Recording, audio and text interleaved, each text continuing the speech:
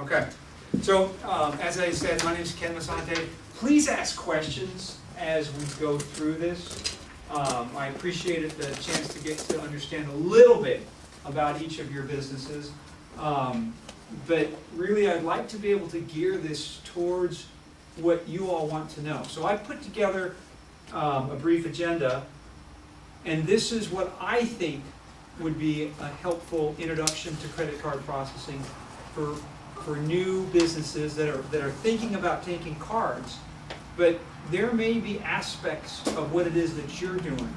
You may want to know a little bit more about online processing than perhaps I'm covering. Or you may want to know a little bit about taking a deposit, more so than what I'm covering. And if we don't get a chance to cover it all here, certainly you can follow up with myself or with Jenny separately. I had my contact information on here. And Jenny, I don't know if you brought any business cards, but we can pass those around for folks as well. I may trip because there's cords all around my feet here, and that's why Jenny's here, so she can quickly take over should that occur. But I wanted to start with some of the basics as I put up here, just the difference between credit and debit cards and from a processing standpoint, what that means, the different ways to accept cards. I want to spend a little bit more time talking about what a traditional credit card processing account is versus some of the newer methods like Square. Some of you may have heard of that. That may be a really good solution, and we can talk about the benefits of that versus a traditional account. Understanding the difference about the costs and the fees that are inherent in taking cards. Some of the contractual provisions that we can go over that are inherent in merchant processing agreements, what to avoid, and the types and ways in which you can accept cards. Then lastly, I want to focus a little bit on some of the newer ways that cards are being presented.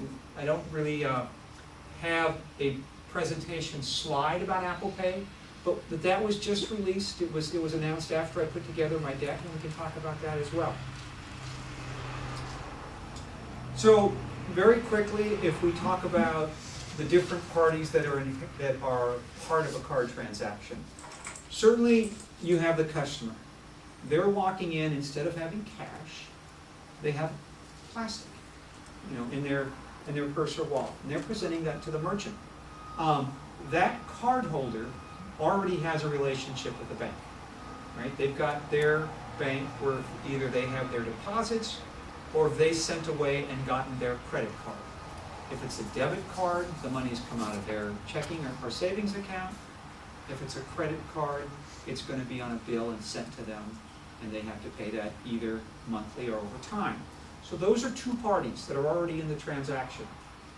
On the other side, you have the merchant who's providing the goods and the services, and that entity, that merchant, has to have a merchant bank, right? So those are two other parties.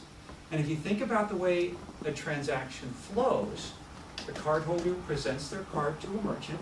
You're going to give them your dooley-wops back, right? Say that word right? No? Dooflitchies. You're going to give them a dooflitchie back in exchange for them giving you a card. That card is either manually keyed or magnetically swiped through a card reader. And there's an authorization request that goes out through one of the card networks to the issuing bank and saying, hey, this, I say it wrong, I'm going to call it dooflitchie, costs $35. Is there money available for on this cardholder? And they're going to come back and say, yes, here's an authorization, or no, it was declined. Okay, if it's yes, you're going to hold those funds there in that, I'm just going to call it for now, terminal, and you're going to give to that customer their dooflitchie. Woohoo! I got it right. You're going to give them their dooflitchie and give them their card back. So they're going to walk out happy with their dooflitchie. You've got a hold on these funds, and at the end of the night, you're going to press a button on that terminal that electronically transmits all of the orders from that day's transactions to the bank. Now, if you were taking cards back in the 70s, you would have to actually physically bring those drafts to the bank, because you might have taken a manual imprint of the card, and then you'd physically take them to the bank and they would key them into their system. Well, now all that information is transmitted electronically. It still has to be batched out, and it's either done manually by somebody pressing a button on the terminal, or it automatically does that to send all of your drafts to your bank, the merchant's bank, also called the acquirer or the processor, and then that bank in turn sends it out through one of the different card networks. And what I mean by card networks, Visa, MasterCard, Discover, or American Express, or the various debit networks, said, okay, here's all the drafts that we received from all of these card holders. They in turn send it back to the issuer to say, okay, we've got all of these drafts, give us the money. And so then all of the money is taken either from your account or it's debited to your statement, and the money is sent to the merchant's bank and then passed on to the merchant. Okay, so it's called a four-party system because there's an issuing bank who issues to the cardholder, a merchant who's acquiring transactions from their acquirer. Those are the four parties, but there's also all of the various card networks that are out there. Okay, does that make sense? That's what we're talking about in a transaction. You'll be tested on this later. Different ways of taking cards. Most debit cards now look just like a credit card. The only difference is, instead of having those funds decremented from your, or decremented to a statement, they're actually pulled out of your checking account or savings account. They still have the card network logo on it. It says Visa, MasterCard, and to a lesser extent, American Express or Discover. Now you're also starting to see more and more what's called prepaid cards out there. But again, they still have the logo on them. And so they look just like a credit card. Unless you look at them real closely, you might see the word debit on the card. Okay? They look from a merchant standpoint and act from a merchant standpoint exactly like a credit card does. The one big difference is the act of actually accepting those cards costs a lot less. And the reason it costs less is because, and we'll talk a little bit more about this later on, is the interchange, or the fees that the issuing bank gets from the acquiring bank from a credit card is higher than from a debit card. The reason it's higher is because on a credit card, some people don't pay it back. With a debit card, you're actually using your own funds. Fraud is also higher on a credit card than it is on a debit card. And then a couple of years back, when the Dodd-Frank rule was put in force, there was a rider to that called the Durbin Amendment that also pushed the rates down by law from all of the large issuing banks. And so that's kept the rates for the what's called interchange rates for debit cards less than it is for credit cards. I know that is something that you might not memorize, but the key point is debit cards cost less to process than credit cards, regardless of the form that they take. Okay, that makes sense? That's the one, I guess that's the point I'd like to hammer home. And some debit cards look a lot like a credit card. The typical card, however, isn't going to say Visa debit or Visa prepaid that large. It might look just like it and say in real small words, debit on there. The two different types of debit cards that are out there are signature debit, which you do not need your personal identification or PIN to access, and the PIN debit cards. Some of my logos got cut off on the PIN debit networks, but there used to be a lot more regional debit networks, and they've kind of collapsed those. But Star is and has been very big on the West Coast. Visa's debit network is Interlink. MasterCard's is Maestro. On the Northeast, NICE used to be a really large regional network that was there. And there still remains a core group of regional debit networks throughout the U.S. And you may have some of those bugs on the back of your debit cards, which would allow you to go into merchants that may only accept certain debit networks and use your PIN. It's not that critical that you know what debit networks that are out there. Key point here is that some debit cards take PIN, some do not. Okay? And in any case, they're cheaper to process than credit cards. Is that rain? Is it cheaper for the merchant? Yes. We've got rain? No, It's we- the wind right now. Oh, darn, I was hoping we'd have some rain. Oh, we will. We could use it. Is that yes? She says it's coming because she commands it. The rain dance. She does that, like, you know, puts her arms together Oh, like that, and it it's just definitely comes. coming. It'll happen. Yeah. All right, so I want to kind of dig into the meat of the presentation. And it's interesting to hear about all of your different businesses, because I think each of you are going to have a different method in which way might be best for you to process. And so we're going to cover each of the main ways to process. And certainly there are little tributaries that can come off of each of these as well. But we'll hit on the main points, and then some of you may have finer questions that we can get into at the end in questions, or separately answer for you in an email or call after you, okay? But those are the four main ways that you'd accept card. Terminal, many of you seen in retail stores or restaurants.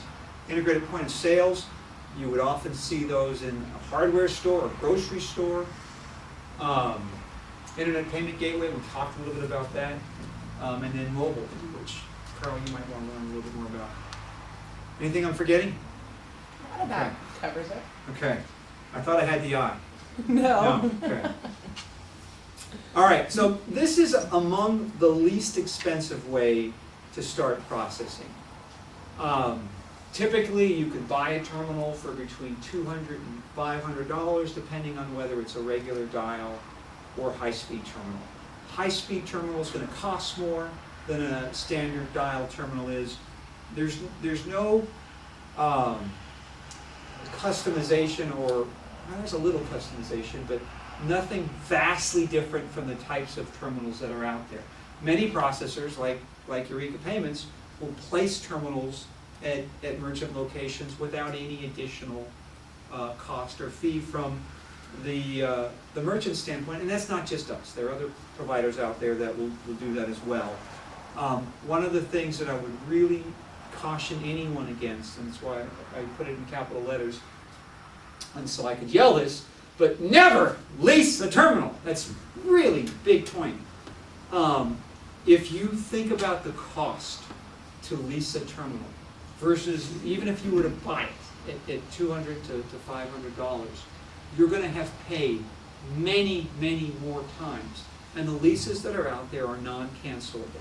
And so this is a huge point for anyone who's watching this video hundreds of years from now, as well as everyone around the table. I would encourage you not to do. There's just, for the cost of a standard terminal, there's no reason to lease. I'm not saying leasing's bad for businesses. Leasing's an excellent funding requirement for many businesses, just not for dial terminals. As I mentioned, they're very inexpensive, and they're easy to set up. They do need to be programmed, and they do need to be customized. For example, a restaurant is going to have tips. It may or may not have servers associated with it. Retail establishment is typically going to auto batch out, and the time will vary depending on what time that establishment wants it to auto batch out. You may have a special dial out number, like an 8 or a 9 to dial out, or you may not. That has to be programmed. You may go to a different location and plug in your terminal, or Patricia, you might do the same thing for, assuming that you had a terminal and we're taking cards, and you went to one location and there was a number to dial out, and you go to a different location and there's not. So you'd want to have instructions on how to adjust that if you were so using that for your processing. All of these terminals now, they're thermal printers so that they're quiet, and they use the thermal print paper to generate the receipt for both the customer and for the merchant.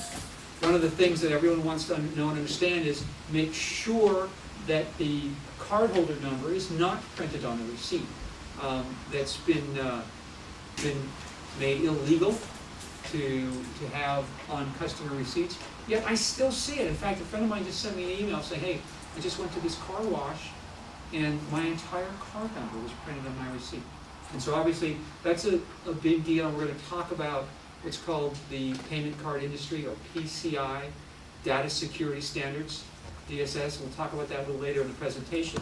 But you want to be very cautious with your cardholder numbers so you don't end up as a Target or a Home Depot or something like that that just lost 50 million card numbers. And terminals are great for card present locations. They last a long time, and you know, they're very robust. If you're using a card, if you have a card not present where you're keying in, there should be other types of solutions you might want to look into. Questions on that? Integrated point of sale system. I'm not going to spend a lot of time on this, just because after listening to the group here, I don't know that an integrated point of sale system is necessarily right for any of the folks here. Typically, integrated point of sale systems are much more expensive. They, can be had for as low as $4,000, but they could cost, upwards of $20,000. This is, a picture of an entry-level point of sale system down there. It's ideal for restaurants that has a lot of tables, and perhaps you have a lot of servers that has to keep track of their time and attendance as well. And so that could be an ideal solution there. It could be right for a hardware store that has many, many, many SKUs, and so you have to use it to track inventory, or if you're needing it for weights and measures in a grocery store or something like that, that could be a good solution. There are also tablet-based point of sales out there that, although are less expensive, vastly less expensive, they are all missing certain pieces right now. They're becoming more and more advanced, but I wouldn't suggest any of them are necessarily the right way to go for most merchants. It may be that it's right for you, but I would encourage you to research it first, because a lot of time can be had in programming the integrated point of sale system. And make sure that you've taken a look around at their user boards and some of the complaints and attributes that the system has. The other thing that sometimes fails with the tablet-based systems is the communication. And in some rural areas, the tablet-based systems just don't have the communication infrastructure needed to transmit the type of information that's necessary to make it work.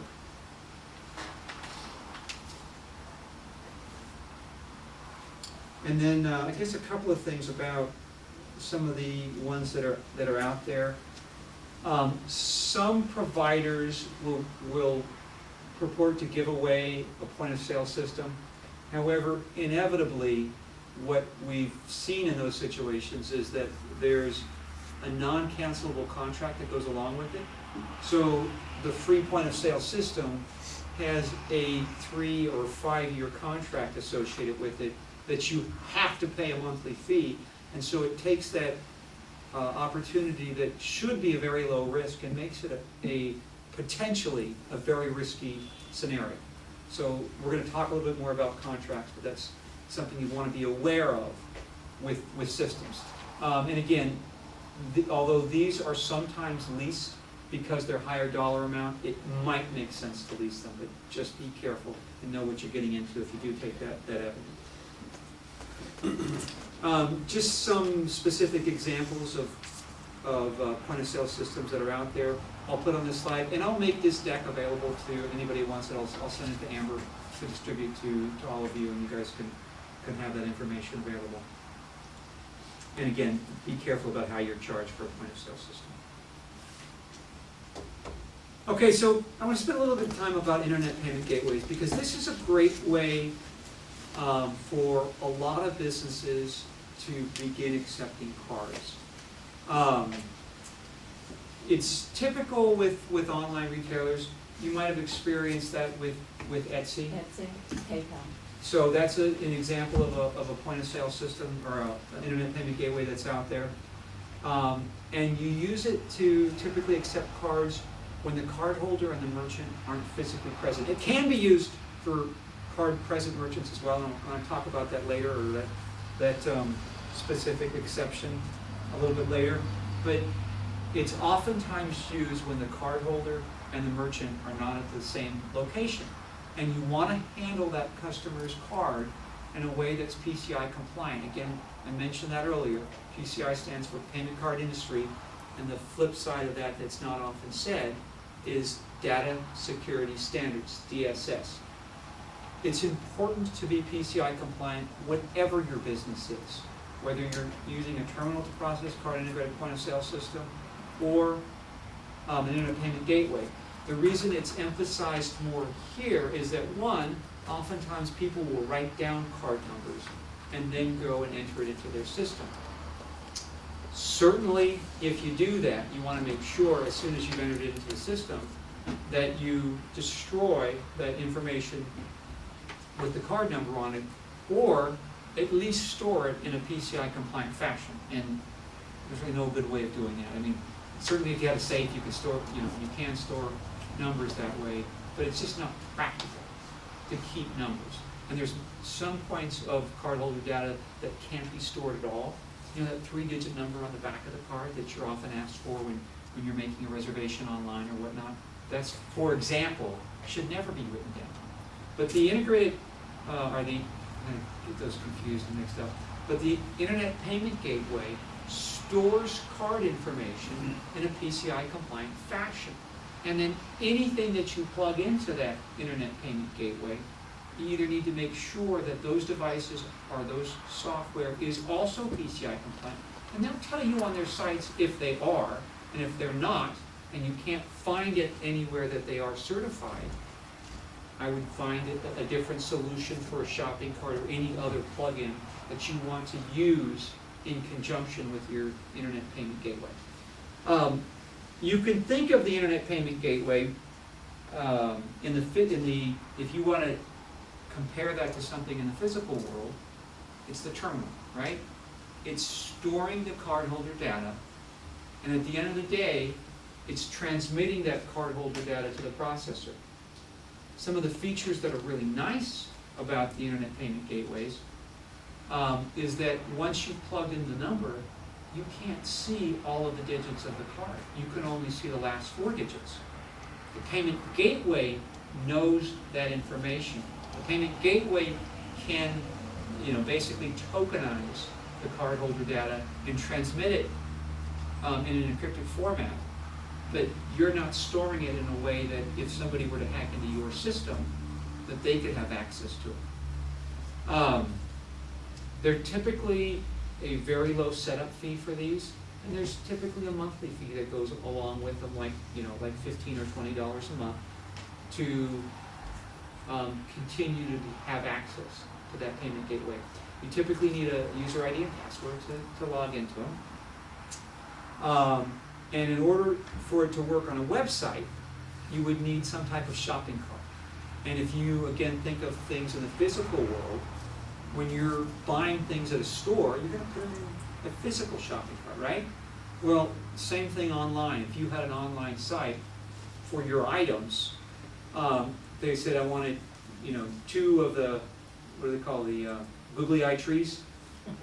Yeah, with googly eye critters. 2 of the googly eye critters. I want a red one and a pink one. They put into the shopping cart. You click on them, put them into the shopping cart, and then when you go to check out, you're going to plug the numbers into the payment gateway at that time. Likewise, Patricia, with your bags, there may be one with, dark roast bag and I want a, you know, a caffeine-free bag. And they're going to indicate which ones they want in the shopping cart. The shopping cart will capture those, the number, and then the payment gateway would capture the card information. Am I saying something that's funny or doesn't make sense? No, I'm just, I don't, what I envision doing with it is, That wasn't in mind what you had envisioned doing with it. right, Okay. So that was, you know, if you were building, for example, a website, you would typically, in order to sell on the internet, need a shopping cart and the payment gateway. However, you could often use a payment gateway, and many of our merchants use payment gateways absent a shopping cart. So if you were a service organization, for example, and somebody called in their order, and you perhaps had technicians out in the field, or you had your son was out taking care of somebody's yard, you say, okay, you know, this job was $250, would you like to make your payment now? They give you your card, they give you their card number over the phone, you can key it into the internet payment gateway along with the expiration date and their other information. It's basically accepted. It will tell you if it's authorized or not. And at the end of the day, like with that terminal example, it will get sent off to the acquiring bank and then sent on to the issuing bank for payment back to you.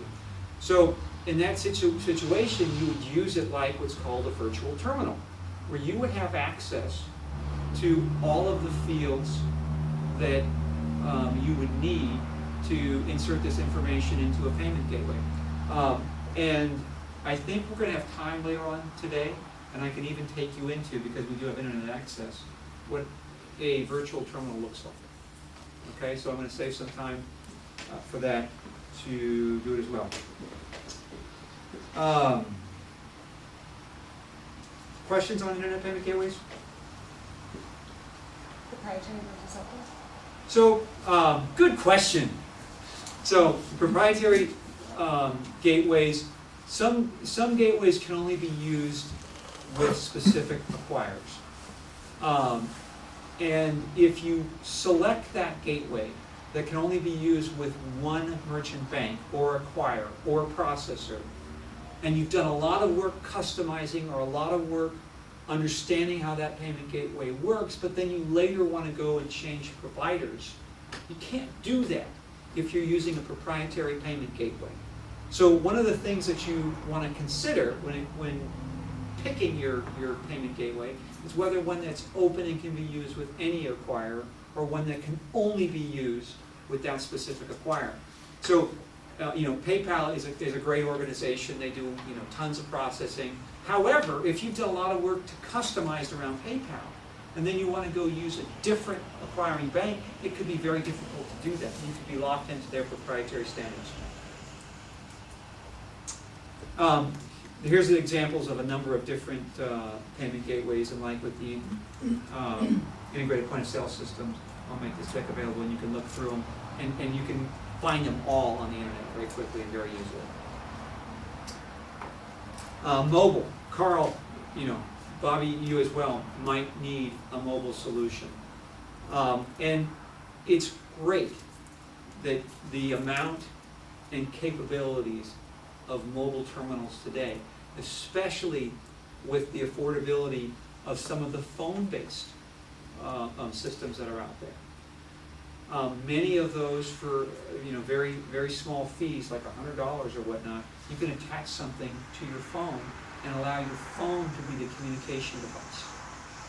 If you are using your phone as a communication device, there typically is some type of payment gateway that has to be overlaid with that. So there is a monthly fee, but it's an easy way to start up. It can also be a standalone terminal. So if you don't have a smartphone or don't want to use your phone for processing, there also are standalone terminals that can be used for mobile processing. Those are going to be more expensive to get into, but they are a little bit more robust devices.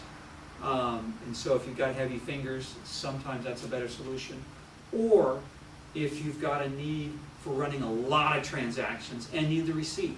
For example, some very busy food trucks, perhaps a terminal would be a better solution for them because they can continue to use their phone and the remote terminal. And obviously, both the terminal and the cell phone is going to be limited to the coverage. And so if you are going to a very remote location, and we have some merchants that are in Dinsmore, for example, and they do deliveries, it's very difficult for them to have a mobile device that works. And in some cases, what we've advised them to do is to get a manual imprint the old-fashioned way, and then call in at that time for a voice authorization for large purchases. So there are limitations, just like with mobile phones, to some of the mobile devices that are out there. Okay? Questions or comments on mobile uses? Well, from what I understand, a lot of the banks have their own squares that they issue to people that have business accounts at their banks. And do I still gotta pay a fee, or So- I heard the stuff with the stuff was a lot of times free, but I So- don't know what service fee would be. You're exactly right. Now, I use the term squares. And a square, I guess the generic term for it would be a dongle that plugs into the audio jack of a smartphone. Yeah. Square is a specific provider that's out there, and they're a very large company. They do billions of dollars in processing each year, and they're great for merchants that do really small tickets, and they're great for merchants that don't do a lot of processing. They have for transactions that are swiped through the terminal, they have a fixed fee of 2.75%, and then for key transactions, it's 3.7% plus 15 cents. Now, we talked about the rates of differentials between debit cards and credit cards and how debit cards are less. If you tend to do a lot of processing, especially if you're taking debit cards, that can be an expensive way to go. But if you're not doing, a lot of processing, or if you are expecting to have very small tickets that are going to be swiped into your terminal, Square can be a great solution, and it's a great avenue to compare to a traditional processing account. We'll talk a little bit more about this shortly when we compare a traditional account to Square. But that's a great way, very inexpensive way to get started, because there's no setup fee for Square. There are no monthly fees associated with it. But if you're processing a significant, over $1,000, it behooves you to look at other avenues, okay, to make sure that what you want to make sure is at the end of the day, what I advise merchants to look at is their effective rate, right?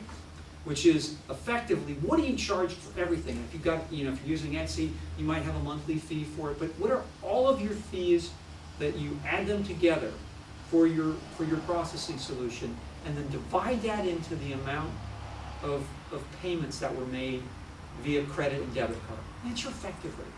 And you want to make that as low as possible. Square might be the avenue to do it. What I put up here is just a couple of pictures of different devices. I did not put a picture of Square, but you can use them not only with a tablet or a smartphone, you can also use them with a tablet. Some of them have receipt printers, which is very handy for larger transactions. This particular model, or I guess all of those models there that I'm showing you, would allow, if you have a touch screen, to sign on the phone, and it would capture the signature that way. So even if you didn't have a physical receipt, you would still be able to capture their signature. And that's necessary if there's a dispute with the transaction, especially with a larger dollar transaction, and the cardholder claims it's fraud. If you've got their signature captured, you have what's called a representment right. I have a question. Just trying to, not the terminal, but the one that was before that, the small, On the- your slide part, the one The Square. smaller one?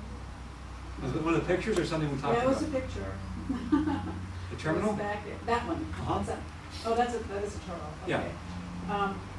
When you use that, is there a transaction fee for every time you slide it through? So, Like with a square? well, we're gonna talk about this shortly. Okay. But with a traditional Okay, merchant okay. account, you're gonna have a transaction fee with everything. Okay.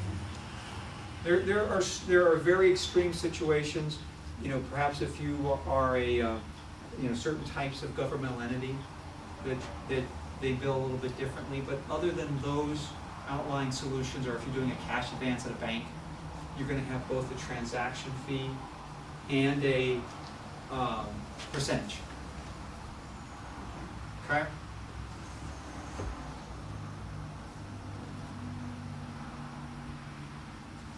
Okay, so we kind of dove into this already, but I want to spend a little bit more time on this and talk about your traditional account versus an aggregator account. And Square is one of the most popular ones for physical merchants. Stripe is really popular for online accounts. And they can be really effective solutions, these newer aggregator accounts. Because in Stripe's case, if you're doing web development work, it can be very easy to integrate into. In Square solutions, there can be no hassle to get set up. It's very quick to get set up and to go through underwriting. However, they typically have a higher fee and may not be right once they get to know your business a little bit better, because a traditional account is going to be underwritten at the onset of the account. Before they let you process, you're going to be underwritten by the bank. They're going to do some due diligence into who you are and what you're doing. So the setup may take an extra day. You typically are going to have a lower processing rate, again, especially for debit transactions, because the aggregators are typically setting one rate, they're averaging in both credit and debit, and it's going to be a little bit higher. I mentioned the low average ticket. If you think about an average ticket of $5, or take it to the extreme. Let's say that you have a lot of $1 items, okay? And if you have a 15-cent transaction fee on a $1 item, that's 15%. That's huge. And so on those very small transactions, typically below $12, you're going to benefit yourself by using one of the aggregators. And then a lot of the traditional accounts you're going to see a monthly fee with. Almost all of the traditional accounts you're going to see a monthly fee with. So you have to have some amount of processing for it to make sense. If you're only doing $500 a month in processing, it probably doesn't make sense to pay a monthly fee unless you have some type of configuration that requires that type of an account setup. Jenny, I know, run across a lot of different types of merchants that are out there. Anything else that you would add about aggregators versus traditional accounts? Having been in this industry for quite a while, in the interim of coming back and working for Eureka Payments, I was a business manager. And I find that the relationship and when you need help and it being there is incredibly valuable, and it might not be as simple as, when you're working with Square. The feedback I've gotten has been that the service level has been difficult, and really getting a lot of clarity and representation has been questionable. Whereas when you build a relationship, there's different accountability levels involved. Yeah, very good point. Just because of the inability to get a hold of some of the folks at the aggregators. Good point.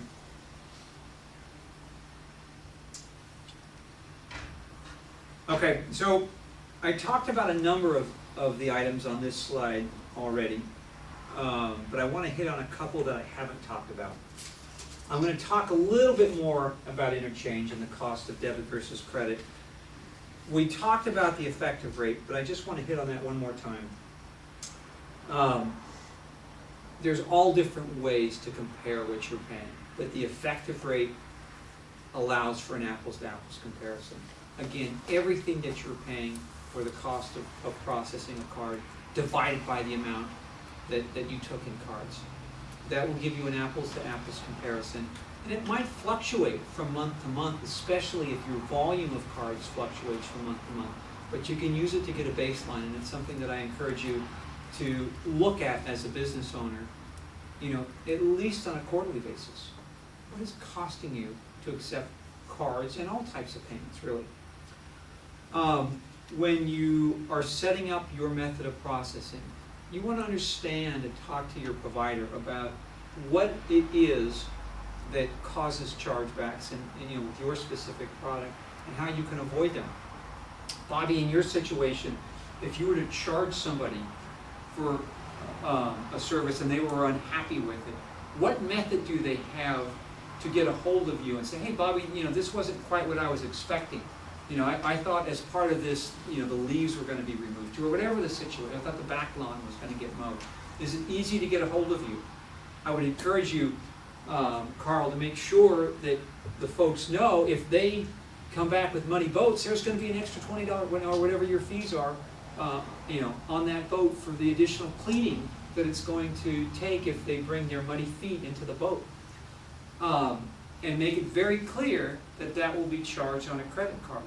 And if they have a dispute, it's important that it be easier to get a hold of you than it is to get a hold of their issuing bank. That's going to help bring down your chargebacks. You also want to make sure that if you've got a phone number that you put on your receipt, that you regularly check that phone number. Because a customer may be calling in with a question or a concern on their charge, and if they're not hearing back from you, it's going to make it very easy for them to pick up the phone and get a hold of their issuing bank and reach out to them. So it's that easy for them just to cancel their payment after they pay you, or once So- they electronically sign, I thought they were bound by that payment. Good question. So just for the benefit of the camera, the question was, how easy is it to dispute a transaction, and if they've signed for it, don't they automatically, or aren't they obligated to pay it? Did I say that correctly? Yeah. So the first situation is, what if there is no signature? What if there is a transaction that in some cases are made over the internet, okay? And there's no signature that goes with it. Well, if the cardholder claims fraud in that situation, and they sign an affidavit for the issuer that was not them who engaged in that transaction, they're going to get their money back. Okay, that's an unsigned draft, and that's one of the costs that is borne by the merchant in accepting cards in a non-face-to-face environment. If the customer has signed it, and you've got a signed receipt from the customer, it's much more difficult for them to claim fraud. In fact, they can't claim fraud. What they can claim is that the services that you provided were different from the services that you negotiated with them for.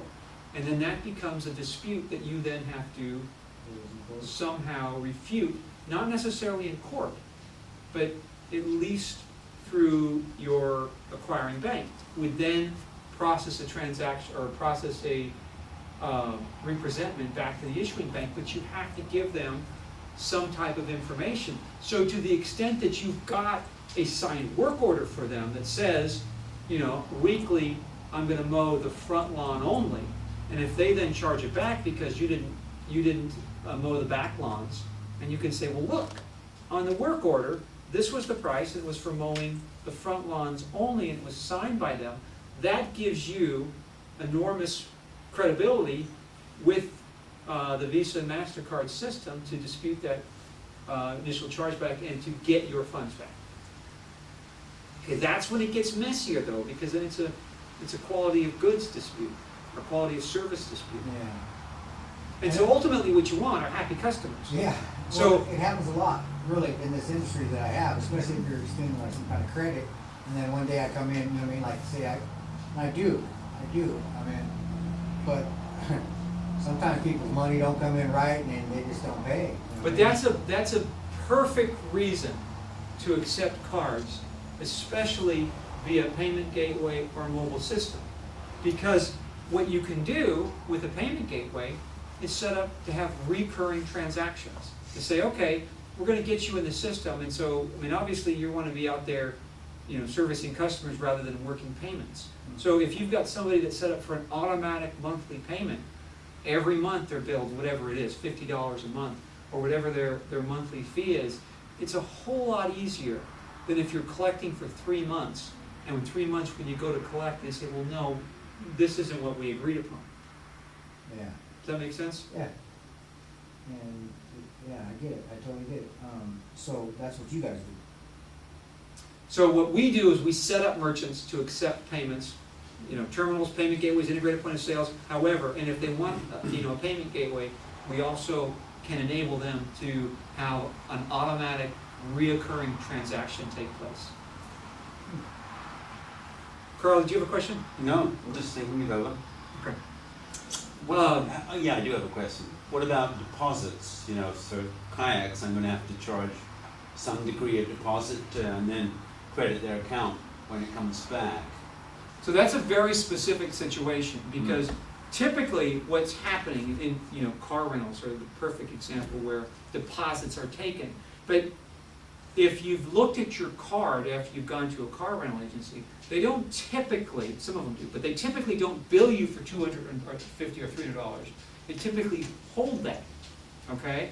And then if something happens with the car, they then actually bill you for that amount. Same thing when you're checking into a hotel.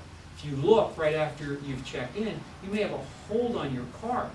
But that's a specific method of processing that's unique for the merchant category code of car rentals and, you know, hotels and motels. So if you're doing that specifically for, you know, for kayaks, you need to make sure that you set up your contract that says, okay, if these things happen, I'm going to be billing you for this amount of money. Okay, because it's one thing to say that you're going to be able to do that, but it's a whole other thing that when they take those actions, to be able to then have the information and their agreement to bill them for that amount. And you're not going to want to put a hold on their account for, you know, the value of a boat, right? Because people would get pretty frustrated. Say, hey, look, I just want to go out to lunch, and you just locked up, you know, $800 on my card. So you're not going to be able to do that with every card holder. Instead, you want to have an agreement and then a method to collect should they not fulfill their end.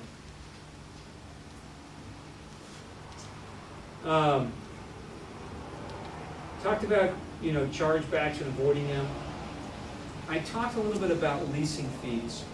You want to be very careful with leasing fees. I think I stressed that enough. But the same thing holds true with termination fees or with contractual terms on your processing agreement. If you're locked into processing, what incentive does that acquiring entity have for providing you the best rates, or for providing you appropriate service, or for not changing a term? Okay, because they know you're locked in for a specific period of time. You've become a captive customer. You know, it's one thing if you know, you've got somebody on a boat, they have a captive customer, there's nowhere else to buy food from it other than the one restaurant on the boat, right? But if you're wanting to process cards, you want to be able to, at the end of the day, if you're not happy with the service or if your effective rate's not appropriate, to go somewhere else. So I would caution you to look long and hard in any contract that has some type of termination period or fees associated with it. Jenny's had all kinds of experience, I think, in looking at different merchant agreements. Anything you would want to add to that? A lot. Yeah, I think one general misconception out there in the contract terms is that it is a binding contract by the bank that your rates are set as if it's a 30-year fixed rate mortgage. Well, I know it's 5%, I already signed in, but it's not. It's just your commitment down to them. And your rates can fluctuate as much as they choose to, hopefully not too much. But so it's your commitment to them, not theirs to you, and staying with a particular rate that they signed you up at initially. So it's a huge risk. And specifically for Crescent City, I do find that there are a lot of issues with that from outside entities. So it's something to be extremely precautious of. Thank you. Typically, when you're setting up a merchant account, they'll classify, you know, there's finer classifications, but the broad general categories is your account gonna be used for card present or card not present transactions? Card not present transactions represent a greater risk. Typically, you're gonna be paying more for because there's more opportunities either for fraud from the merchant side or for chargebacks from the cardholder side. Anything that you're getting into, make sure you understand every single fee type that's associated with it. A lot of times when I talk to merchants, they understand that they get billed each month, but their merchant statement is a lot like a utility statement is to, you know, to most folks. And, you know, they're not quite sure why they're charged certain fees. And not that you're necessarily gonna point to it every month and know exactly what every fee on there is for every time. But again, if you know what your effective rate is, you can compare it from month to month. And if you don't know what a fee is, you should be able to know where to go to get that answer. And, you know, if you're not, I would continue to, you know, ask somebody at your bank, you know, ask your merchant processor. Somebody should be explaining the fees that are on your statement. So is that why, like you said, you go back and check out your effective rate annually, like every 3 months, just to make sure that you're not paying more than you want to? More than you're Just expecting to. For the courtesy of having it done? Absolutely. Okay. And make sure there's no changes that are going on, right? Because we've all got, you know, busy lives that we lead. And we've had the opportunity to look at many merchant statements. And some of the things that we see on them surprises us when we look at, you know, really smart, well-run businesses and say, wow, you know, the amount of fees that they're paying for the merchant services seems to be really high. That kind of gets us to go back and think, okay, you know, what is it that we're overpaying for, and how can we better run our business? But by looking at that and just knowing what you're paying month in and month out will help you better manage your merchant processing.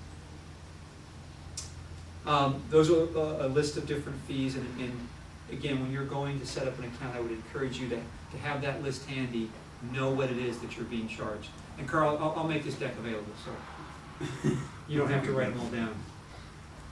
I wanted to go into here because we are online, and I talked a little bit about interchange earlier today, and interchange is, I don't want to say it's complex, but it's unique to our industry. And interchange is transfer pricing that it incents the cardholders to issue cards. And I just want to kind of take a step back and talk about that just for a second so I can help explain the concept of interchange. The more cards that are in circulation, the card networks, Visa, MasterCard, Discover, and American Express would argue is the better the system is for merchants as well. Because by having more cards out there, the merchants are going to benefit because more transactions will occur at their establishments. I'm not saying that that's truism, but that's the argument on why interchange was first adopted, to incent the issuers to issue cards. So for every transaction that's made by a cardholder, the issuing bank gets paid. It's a long schedule, which I hope to show you shortly, as to the type of transaction, the type of merchant, how the card's processed, the type of card. But the point is, they're getting paid for every type of transaction, be it a debit card, credit card, prepaid card, corporate card, whatever.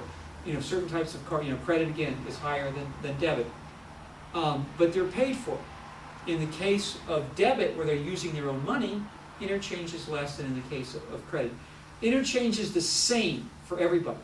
There's no schedule of interchange that's different for Bank of America, for Wells Fargo Bank, for Eureka Payments. We all have the same interchange schedule. So that's the Star Interlink interchange, that's all the same, that connects all your banks together, is that what you're talking about? So interchange is a fee. It's a pass-through fee that goes from the acquiring or processing But it'll bank. be on your card.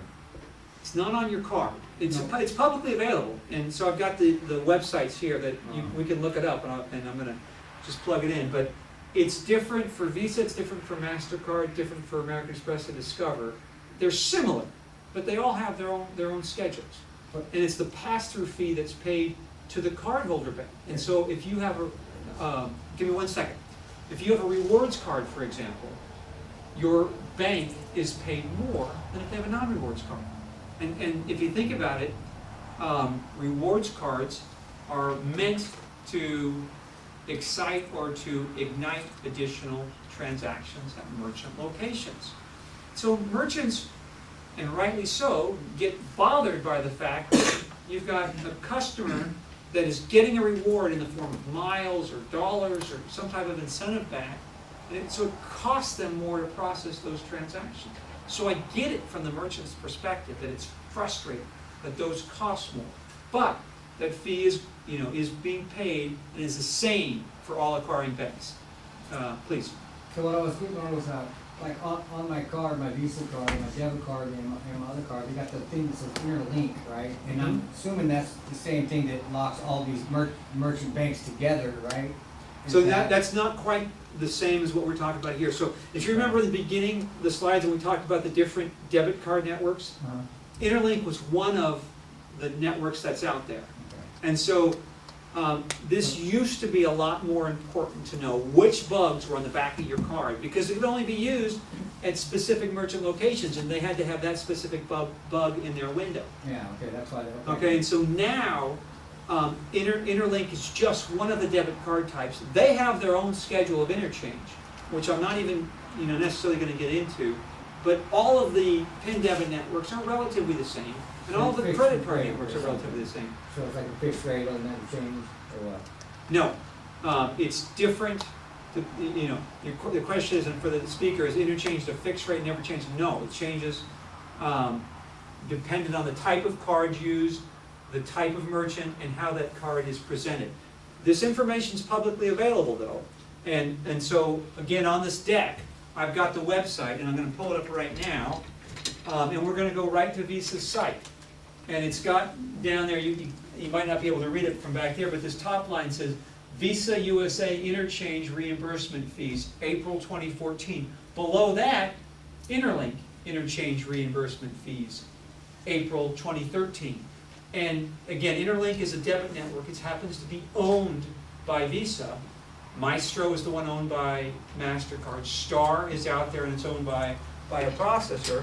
And if we go and click on one of these, you get a PDF form. And you can print these out and look at them. And what I wanted to share with you all is the point that I think Patricia asked and said, okay, is there both a percentage and a transaction fee for everything? Now, this isn't necessarily your cost. This is the one of the components that goes into the cost of processing. And this isn't something that we necessarily even go over with all merchants, but in the format of this class, I wanted you all to be aware of it and to understand that you can go look at what's the driving force behind the cost of processing. And that driving force that makes up most of the cost is interchange, which is the pass-through fee that goes to the issuing bank. The first section that they have up here is for debit cards, and you can see it's different depending on the type of merchant. Now, if you give a small ticket, it's different than if you're at a restaurant versus a fuel station. So it's radically different. I'm just going to page through here to say, okay, those are all of the debits that above the line were card present. Below that line there, now there's all of the card present. And you can see those are all a little bit more. Debit is made more complex as well, because I mentioned that the Durbin Amendment, okay, they have what's called regulated rates set by the Durbin Amendment and exempt rates or non-regulated rates for smaller banks. And those non-regulated fees are higher because the smaller banks have not had their that Durbin Amendment applied to them. If you page through here, the next section we're going to get to are the prepaid products. And you get a whole schedule that's very similar to debit, but it's distinct. And then after that, you're going to get into the consumer credit rates. And you can see the myriad of interchange fees available there. And then beyond that, we're going to get into supermarkets have their own category. Corporate and purchasing cards are even higher. So you'll be tested on this shortly. And I'm joking because there's no way that a merchant is going to be enabled to really understand their interchange rate. Jenny and I are in this payment space and have been here a long time.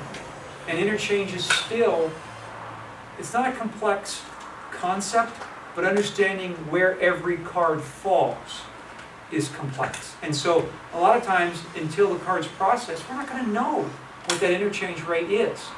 But what we do commit to is giving quotes that enables a merchant to say, okay, our effective rate will be no more than X, whatever that effective rate is. And any provider should be able to do the same thing. Get back to where we were. So again, the interchange links will be available on this deck. You can get to that. We've got about 5 minutes left before I told Amber we finish. Is there anything pressing that folks want to get to? If not, I'm going to continue on and go through the payment card industry, talk a little bit about EMV, and then Apple Pay. Does that sound okay? Have we come to the segue with that thing yet? Oh, Definitely. good. Let's. That's a good start Yeah. too. So, I thank you for taking a look at that while we were chatting a little bit. But that looks like a typical advertisement. Can you speak to that? Yes. So it looks great. Basically, they're giving a low rate guarantee of 0.23%. So 0.23%. yes. Okay. So we know what that means. It's interchange plus, right? So, but I guess take it further from there, and it might. And be in the helpful tiny, to- tiny fine print, with their free terminal, the agreement terms apply. So now we know there's a contract. I don't know, how much further do you want me to go? I would just know first off that 0.23% does not exist in credit card processing, and there's no possible way that they could guarantee that, because if you look at the interchange that he just showed you, we know that true cost is far above 0.23%. So what exactly are they guaranteeing here? It's not the full story. So I guess the way that Carl could go about addressing that is saying, okay, tell me the instances when I could get 0.23%. Tell me all of the fees that are associated with this deal. And you can specifically take down the list that's on there and ask each one of those. Show me the contract that I must sign in order to get this. And I think that would be a perfect way of ferreting out whether that offer from that organization is as good as it says on the surface, or if it has some potential fees that you don't want to sign on for. One thing to really keep an eye on when they do say, well, here's the paperwork, here's the contract. Look at the page numbers. Hopefully they have them 1 of 22, 2 of 22, and all of a sudden you only have 22 of 22, and there's 18 pages, 19 pages missing, and that's the body of lawyer speak. And you don't certainly often end up with it. So it's something to really, really pay attention to. Every single piece of fine print. This is something you really want to read through. If there's a lot of fine print, there's a lot there, and there's a reason for it. So they've done their job in protecting themselves. You must read it to protect yourself. Good point. Thank you. So, payment card industry, we talked a little bit about this at the beginning. It's designed to protect consumers and cardholder banks. But it's putting the burden on the merchant to ensure that you don't expose cardholder numbers. We've all seen situations where we've had announcements by merchant locations that millions of cards were stolen. It was, some big corporation where you don't really know the people. But if you had to send that note out or had to call your customers, that would be meaningful. Those people know you. Those are hopefully gonna be repeat customers. So my point is, even though this is designed to protect issuing banks and cardholders, take it very seriously, because the fines, if you don't, can be enormous, number one. And number two, it's just good business, because you don't want to be in the situation where you're saying, hey, my system was breached and your card data was exposed. It's just going to make you as a business look bad. So there's ways of doing it that you don't have that issue.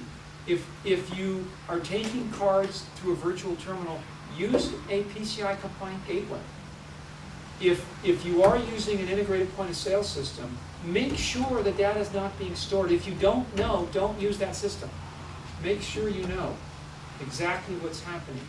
Make sure that you have appropriate, if you've got some type of internet website that's accepting orders or an e-commerce enabled page, make sure that you've invested in a firewall, an appropriate firewall for what it is that you're doing.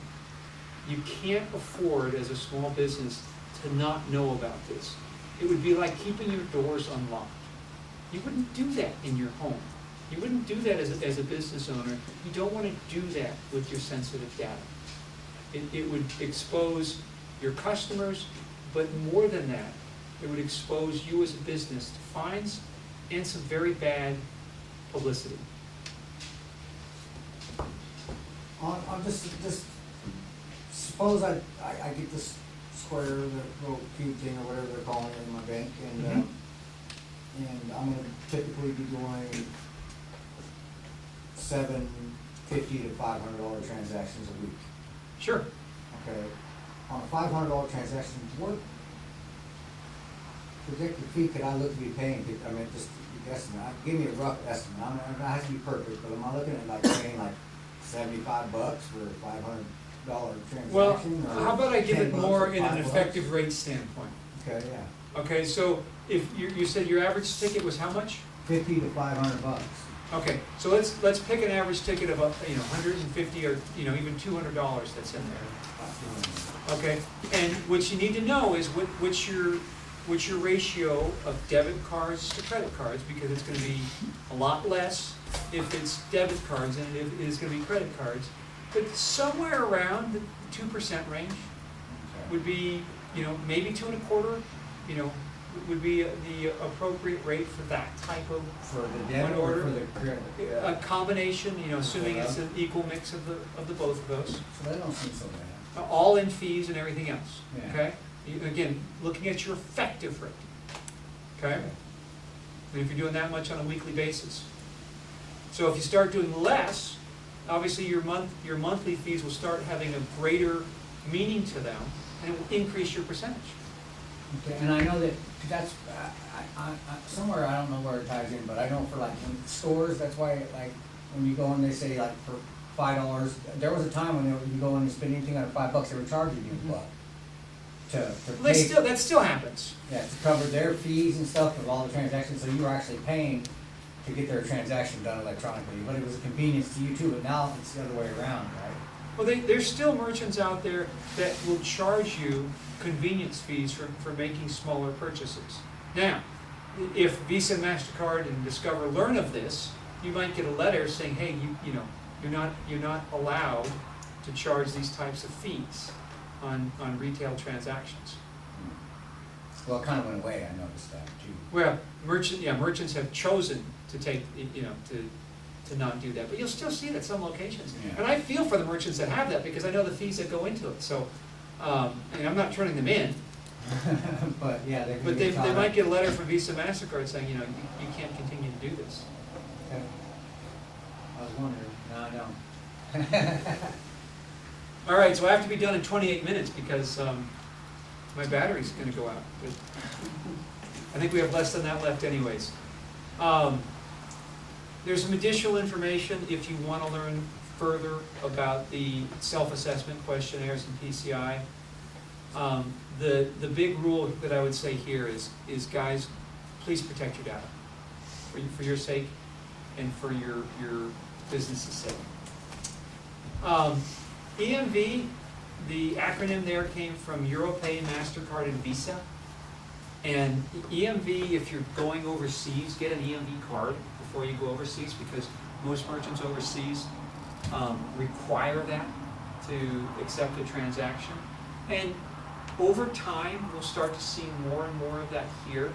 And the reason that we'll start seeing that is because folks are counterfeiting cards. They're counterfeiting the magnetic stripe. They're stealing data from those large breaches that happened at Target and the Home Depot, and they're manufacturing cards. And with EMV, it's going to be a lot harder to do that. However, the terminals will need to be retrofitted to support EMV. I would not pay up for an EMV terminal today. As more and more EMV terminals come online, the prices of them will continue to come down, and there's not a necessity to even think about it until October of next year. And even then, what happens is that there's a liability shift from the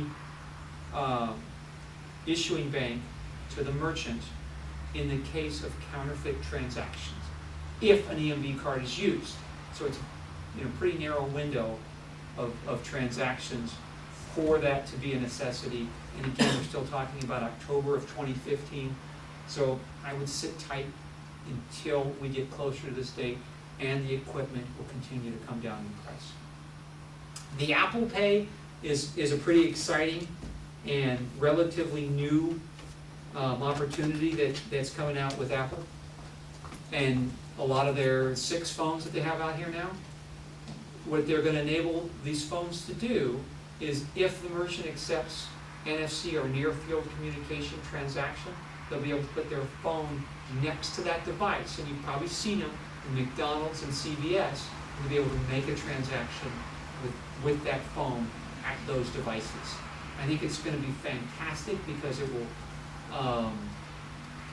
the millennium generation is going to be very prevalent at using phones like this for purchases, and it will enable them to make transactions where they typically might not have cash available to them.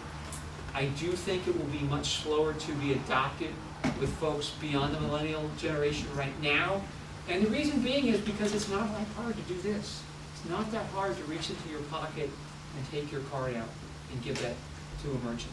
But it is out there, and it is coming, and it will drive additional transactions. Right now, see, I have a phone that is enabled to make payments. And it's only enabled to make payments at merchants that have that type of reader, which CVS and McDonald's are too. And so whenever I go to those locations to try and pay, I think I've been there like 6 times. 3 of the times it hasn't worked. So the merchants need to be trained as well. It's kind of a long story, but they look at me like I'm an idiot when I try and use my phone there, and I say, "Oh no, I'm from the card industry. I know what I'm doing." And it's only worked half the time, so I still think it's going to be slower to adopt. I went a little bit longer than I said I was going to, but my information's on here. I'll make this deck available. Jenny's got some business cards, perhaps, so we can pass those around. Appreciate your attention, you all sharing with me what you're doing. Any questions?